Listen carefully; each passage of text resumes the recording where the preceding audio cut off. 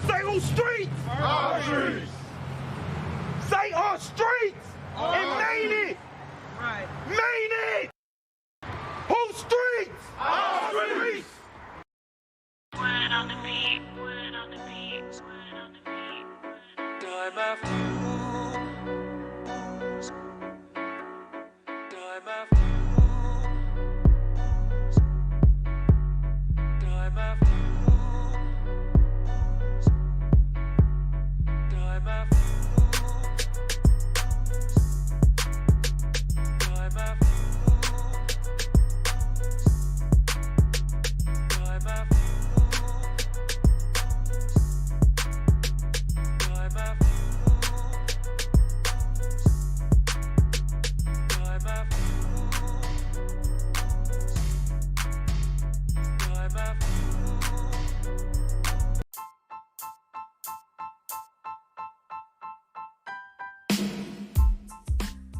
What up? It's your boy Bazz, and we got a couple free gifts that we want to give away to our listeners today. If you are a music artist, a business owner, a social media influence, man, are you a public figure in the community, an activist or organizer, man, we have 2 links in the description below available for you to submit either A, your music, or B, your story, your content. Your music will go on ENDS Music, and your content, your voice will also go on ENDS Media Magazine. So thank y'all for y'all time. Now it's time to get back to the episode. Appreciate y'all for listening.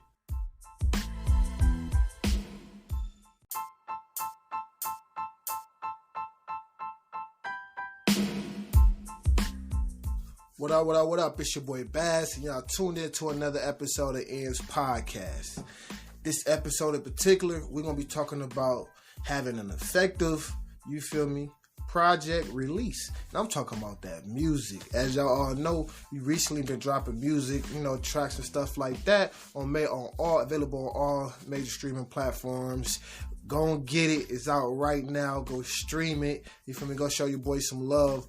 But for right now, speaking to all the music artists that's out there right now, we're going to be talking about, if you're on your independent grind, what are some key things to be aware of when it comes down to having an effective project release. Yes, we talking about effective project release. And a lot of people, we kind of, when you start from the ground up, you don't really know too much. You feel me? And that's what a lot of people go to majors for, because majors going to help you actually do the whole release project and go through that whole marketing. You feel me? They're going to have a marketing, machine behind you. But a lot of us is independent. You got technology where you could do a lot of this stuff yourself. You just got to apply yourself. And applying yourself come with knowing what questions to ask and knowing where to focus at. So I'm going to just go down probably my top 3 or 4 things that I feel like every artist should focus on, especially if you're trying to have an effective product release. When I say product release, I mean song release, a single release. Let me say product, single release. But you can also look at this in different aspects of business. No matter what type of product you're trying to launch, you got to think about what's that launching strategy I got. And 3 things to think about. For one, you got to come packaging. Your packaging got to be a big deal. Especially because now it's going to be something that you're going to be branding, you're going to be promoting on social media. You feel me? It might become your profile picture. So when it come down to it, and since we talking about singles, music, albums, that's your cover art. You feel me? And a lot of times what can delay the release of your music is these distribution companies. They want an image that fit. Your image got to fit a certain requirement. You feel me? As far as size, but also the content that's on there.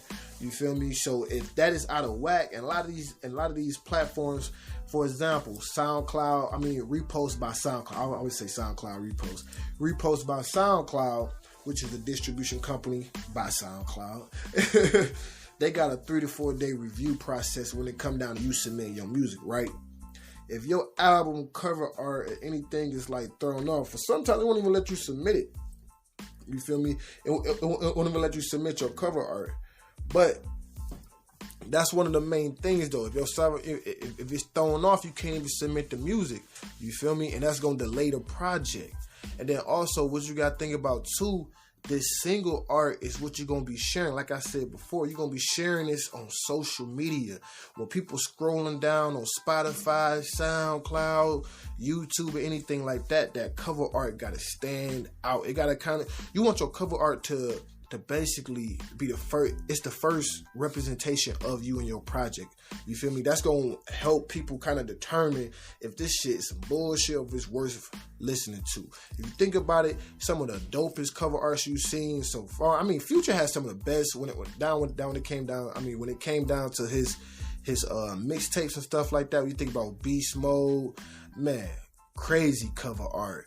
I forgot. He had a couple. I started stuttering. He had a couple. Basically, that to me really stood out. That you could tell the cover art stood out. So it also made the mixtape that much better. You feel me? So that's one big thing. The packaging, which when it comes down to packaging, that's your cover art. You want your cover art to be on point. You want to look professional. You want to really explain and really kind of, you feel me, explain what your brand is, you feel me, or what the song is about, you feel me, because that's going to sell it to people before they actually hear the music. That's going to make them want to click on it, you feel me. You hear YouTubers and a lot of type of stuff, they talk about clickbait. Man, you need to start thinking about what your cover art look like. And some of y'all be half-assing it. Y'all take an old picture and y'all just crop it up, probably throw a couple words on there, such and such, such and such, and call it a day. I mean, that works if you do it in a certain way. That works depending on what your theme is, what your brand is. But if you're talking about you feel me, your song about pulling up in a Rari and doing all this type of stuff, but your cover art is you sitting on top of a Honda, you feel with a white tee on and some stuff like that, it doesn't really fit. You feel me? It doesn't really fit, man. So you really want the message to be inside of your cover art. 2, the next thing next is gonna be one of your biggest things, you feel me, because that's gonna come down to the actual placement of where places that you can have your music placed, basically. Is knowing the actual date, having an actual timetable that you can get behind. You feel me? Because if you say a week and you ain't really out here pushing your music in that week, you don't got a list of blogs or nothing like that. You ain't contacting no blogs. You ain't doing nothing like that. You ain't give yourself the actual time to really get people behind your music. You feel me? And what I mean, and which gonna lead me to the third. But right now we talking about is really building up that anticipation about the song, the music, building up the hype, getting people to listen to your old music. You feel me? Get a couple snippets made. That's where your cover art comes into play in social media. You get a couple snippets made of your song with the cover art. You feel me? And you get to circulating that around so you can kind of feed them like mice. You feel me? Give them breadcrumbs so what they can kind of anticipate to come, which lead me down to the next big thing that you need to have. You need to have some type of landing page where you can save. Well, like you can basically you can have pre-saves basically. Like if you got United Masters or SoundCloud, or like repost by SoundCloud, they give you these basically like these fan pages, like single pages where people could come on and they can pre-save. You feel me? They can pre-save the Spotify or they can pre-save the Apple Music. And then here's the thing. So once the song is actually released, boom, it goes straight to their library and they can start streaming it. You feel me? And that also helps build you up on these platforms because now it's saying that people are anticipating they pre-saving your music. So now your music start going up. Your music going up. But then that's one of the benefits of also having these pre-saved pages. They give you a landing page to send people to. So just in case, so if you're dealing with an Android user, you don't want to be sending out the Apple link because he or she doesn't necessarily have Apple. You feel me? They might not even have Spotify. They might be on Tidal or iHeartRadio. But then that's why it's important to have those links on these fan pages. But I kind of went ahead when I went to talk about the fan pages. We're going to kind of go back a little bit more too. Let's rewind it back a little bit because I also skipped over something that was also real big too, as far as when we was just talking about having that release date and things of that nature. Once you actually put your music up to be like distributed and you give yourself about, like say if you give yourself a 30-day window on each project, it was like 30 days, like even if you got 15 projects, you like every week I'm gonna drop one, but we gonna start 30 days from now though. You feel me? Every week, 30 days from now, we're going to drop a single. But you can also have it set up, you feel me, by your distribution company to be, you feel me, released just like that. And the reason why it's good to have that type of strategy, because now you can also start submitting your music to these different playlists, right? Like I told you on a previous episode, I use repost by SoundCloud distribution. I have my reasons for that. You feel me? One of the main reasons for that too is because you can submit your music to various playlists. You can submit to Spotify playlist, but you could also submit to SoundCloud playlist. You could also select to different radio stores, but it's a catch though. They got to be 2 weeks within the you gotta have like a 2-week buffer point, and buffer mean like just like a little period where, you feel me, just like ain't nothing going on. Like you got 2 weeks until the actual release date, and for some of them they need 30 days until the actual release date. If you want to pitch yourself to like say like a store or something, to Tidal or to Spotify, to Apple or to Deezer or to iHeartRadio, you want to pitch your music to them to be like, oh yeah, this is an anticipated album coming up, y'all should, put some spotlight on this. They're gonna need 30 days. You feel me? To really reach out to their team and get somebody to review your music, they're gonna need 30 days. And for some of these playlists, like the Spotify and the SoundCloud playlist, not only do they need time to review it, they be like, it gotta be 2 weeks. It gotta be like, your release gotta be within like 2 weeks. Well, after 2 weeks, like 2 weeks or later. So they give them time to review it, but also I think that you gotta wait 30 days. You got 30 days to submit, one single to these playlists. You feel me? So every 30 days you can submit a new single to these various different playlists, no matter if it's a SoundCloud or Spotify.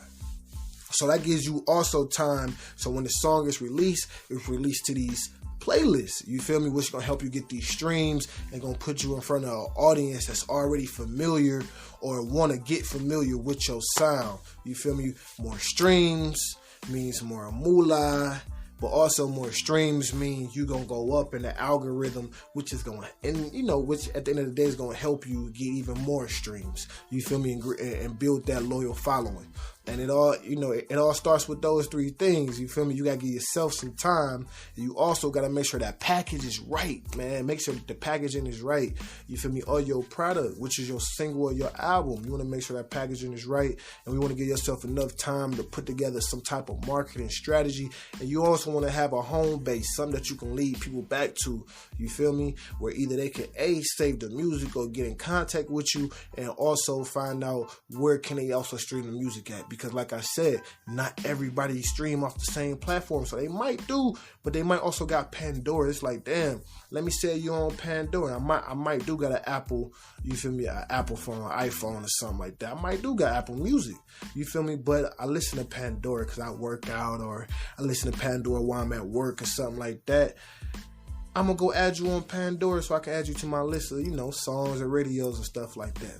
But it's your boy Bazz, and I'm about to get ready to tune out. But before I tune out, I want to let you know about something, man. Come join the family. For real, for real. If you got a voice out there, business, brand, musician, organizer, and you trying to have your, your cause be heard, and you trying to get yourself out there on a global scale, come join our platform, you feel me, by clicking the link in the description. Our Patreon program, you feel me, start at $5 all the way up to $150, man. We gonna stand behind you, posting you to our blogs, giving you unlimited access to limited posts, to music blogs, to our magazine, you feel me, being featured on the podcast for interviews. If you got a business, brand, or something coming out, man, we shout you out. Or you can even, depending on what tier you pick, you can have your own episode sponsored. You feel me? Sponsorship.